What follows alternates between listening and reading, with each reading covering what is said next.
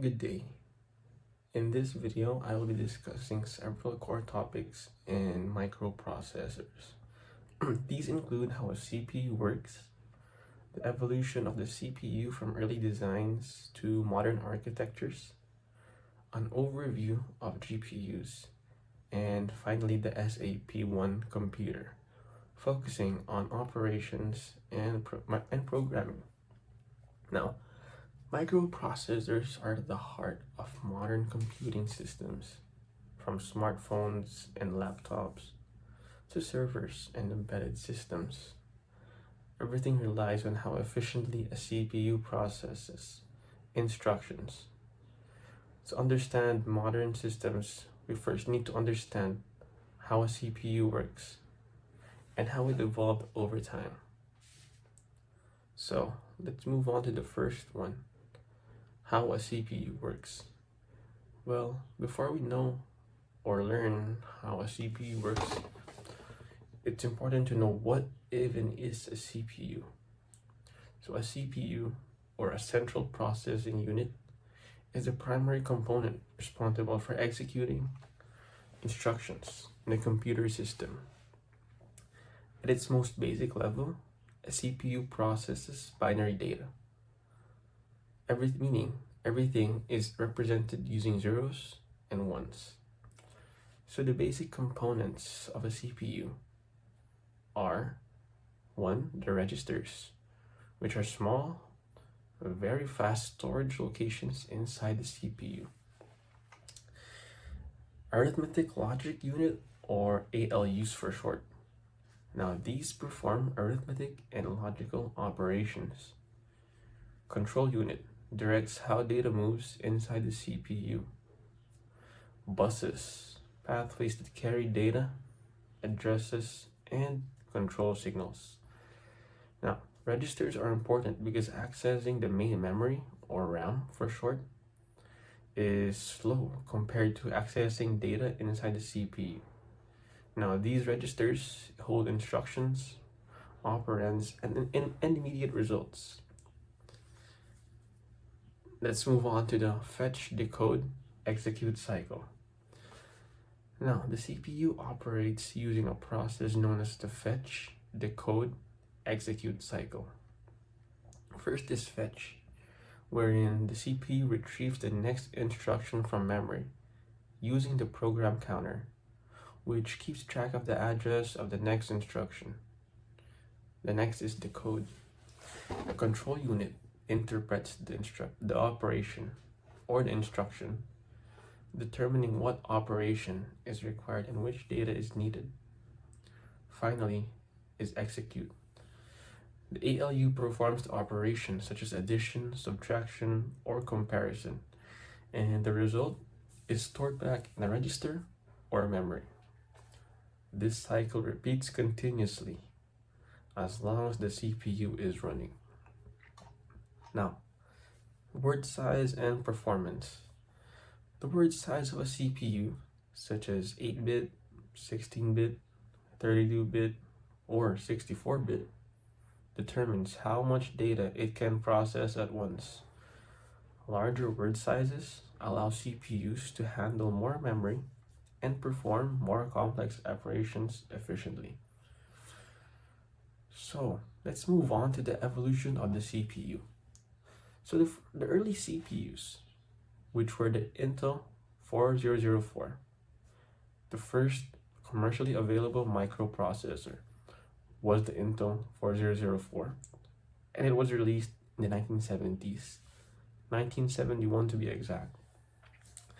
It was a 4-bit processor originally designed for calculators, and despite its limitations, it definitely introduced the idea of integrating all CPU components onto a single chip. Now, let's move on to the Intel 8008 and the Intel 8080. The Intel 8008 expanded the design to 8 bits, allowing more powerful computation. This was followed by the Intel 8080, which became popular in the early personal computers. The 8080 introduced better instruction handling and more usable memory addressing. And then came the Intel 8086 and the x86 architecture. Now, the Intel 8086 was a major breakthrough. It introduced a 16-bit architecture and became the foundation of the x86 instruction set, which is still used today in our computers. Key features introduced include segmented memory, a stack for function calls, interrupt handling for external events. These features allowed more complex programs and operating systems to run. And then we move on to the RISC versus CISC. During this period, two design philosophies emerged. CISC, or complex instruction set computing, focuses on having many complex instructions. x86 processors are an example. RISC, or reduced instruction set computing, uses fewer, simpler instructions that execute faster. Examples include ARM and MIPS. Now, these approaches both aim to improve performance, but they definitely use different strategies. All right, so let's move on to CPU evolution part, which is the next part. And then as the CPUs became more powerful, of course, memory management will become a challenge. So, of course, that comes with the transition from 16-bit processors to 32-bit processors, which is the Intel 80386, also known as the 386 for short. It was a major milestone. It introduced a 32-bit architecture, significantly increasing addressable memory. This allowed operating systems to move beyond simple programs and support multitasking. Memory management, which was brought upon by 386, introduced advanced memory management techniques such as paging, protected mode, and virtual memory. Paging allows memory to be divided into fixed size blocks, making memory allocation more efficient. Protected mode improves system stability by isolating processes from one another. Pipelining. To improve performance, CPUs began using instruction pipelining. Instead of completing one instruction at a time, multiple instructions are processed simultaneously at different stages. However, pipelining introduces challenges known as hazards, such as data hazards, control hazards, and these must be managed carefully to avoid incorrect execution. Caching was another major improvement. Cache stores memory or frequently used data closer to the CPU, reducing the time needed to access main memory. Modern CPUs use multiple cache levels, commonly L1, L2, and L3.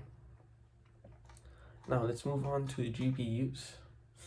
Now, earlier we talked about CPUs, but now we're going to talk about GPUs, which is the graphics processing unit.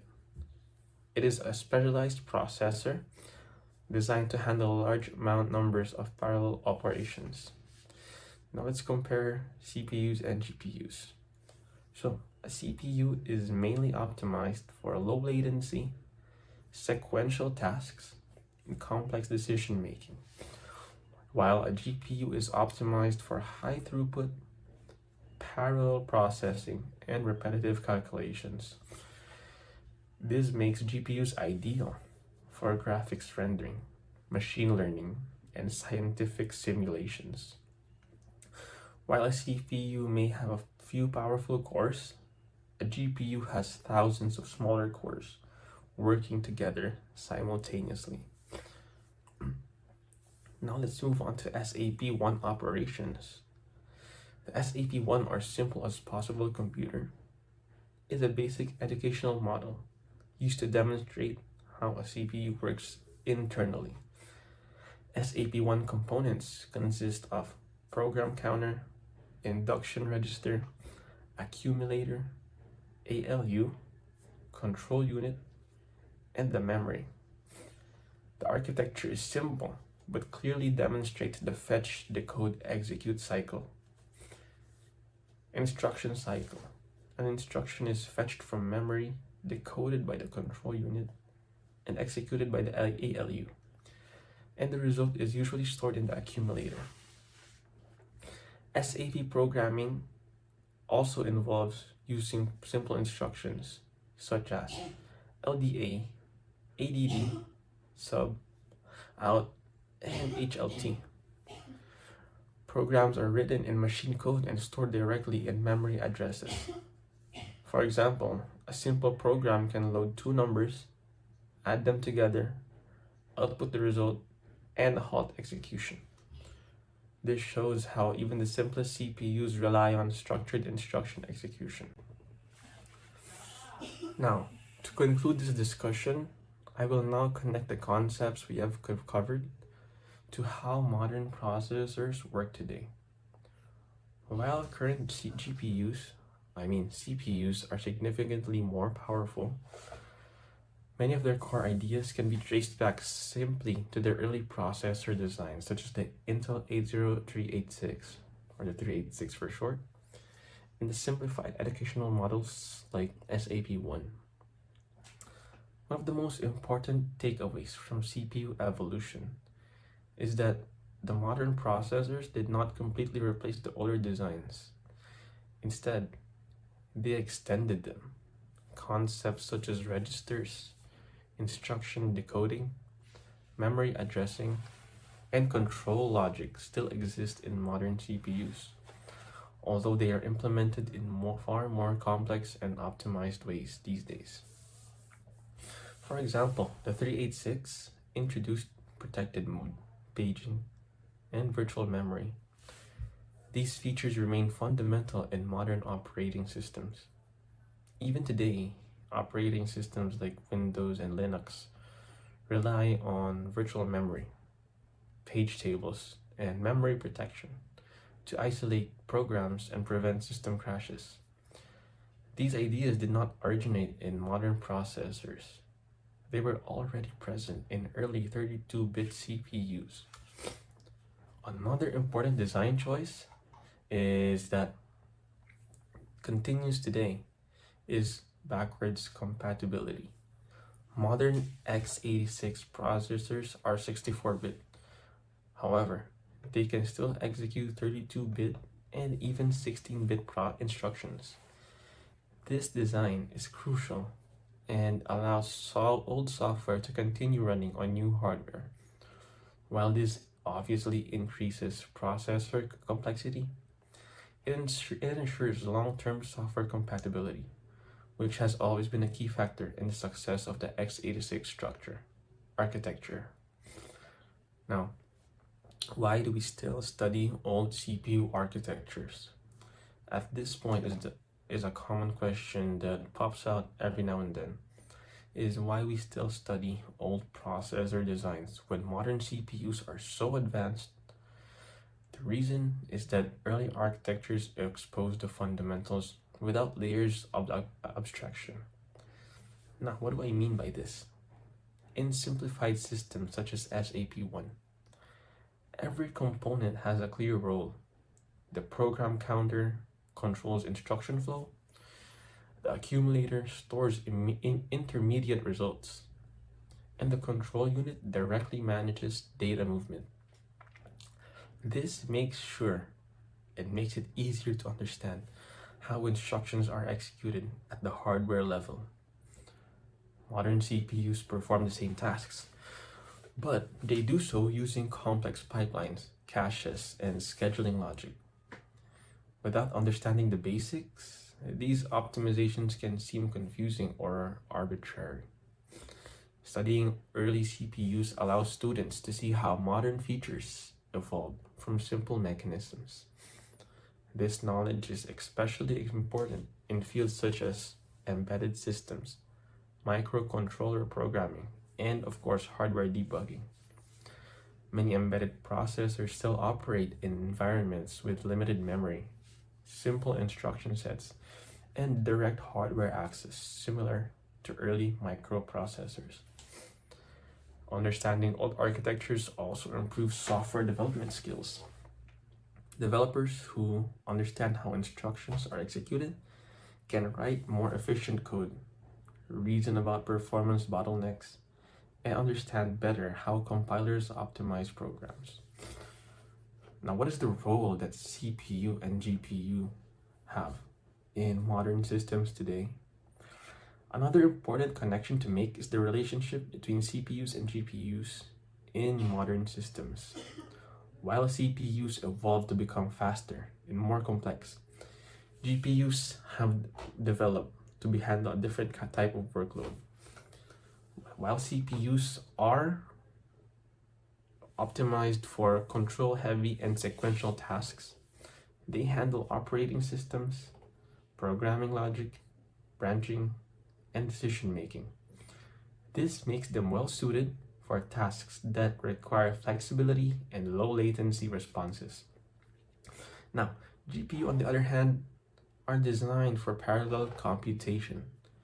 They contain thousands of smaller cores that can execute the same operation on large sets of data simultaneously. This makes GPUs ideal for graphics rendering, image processing, scientific simulations, and machine learning. But rather than replacing CPUs, GPUs work alongside them. This approach is also known as heterogeneous computing. In modern systems, the CPU manages program flow and task scheduling, while the GPU accelerates compute-intensive operations. This division of labor reflects the same principles discussed earlier in CPU evolution. As workflows grew more complex, specialized hardware was introduced to improve performance without sacrificing efficiency. Now, as processors became faster during the 1980s and 1990s, new performance challenges emerged. One of them was the growing speed gap between CPUs and main memory. While CPU clock speeds increased rapidly, memory speeds improved much more slowly. Now, to address this problem, caching was introduced. Caches store frequently use data closer to the CPU, reducing the need for slow memory access. Modern processors now include multiple cache levels such as L1, L2, L3, as I have mentioned earlier, each optimized for different performance and capacity trade-offs. Now, another challenge was instruction throughput. Simple fetch, decode, execute cycles were no longer sufficient to fully utilize the CPU. Techniques such as pipelining, branch prediction, and out-of-order execution were introduced to increase efficiency. Now, these optimizations are direct extensions of the ideas discussed earlier. Pipelining improves instruction throughput, while caching reduces memory latency. Together, they allow modern CPUs to execute billions of instructions per second. In summary, modern processors are built on foundations laid decades ago. While the scale and complexity have increased them dramatically, the core principles stay the same. Instruction execution, memory management, and hardware optimization continue to follow patterns established by early CPU designs. Studying simplified architectures such as SAP1 provides invaluable insight into how real processors work. It allows us to understand not just what modern CPUs do, but why they are designed to work the way they are. Without modern CPUs and modern GPUs, many of the tasks that we do in our day-to-day lives would definitely not be possible, such as daily browsing and even all of our workflows all rely on this development of modern computing. Thank you so much, and that is all for me.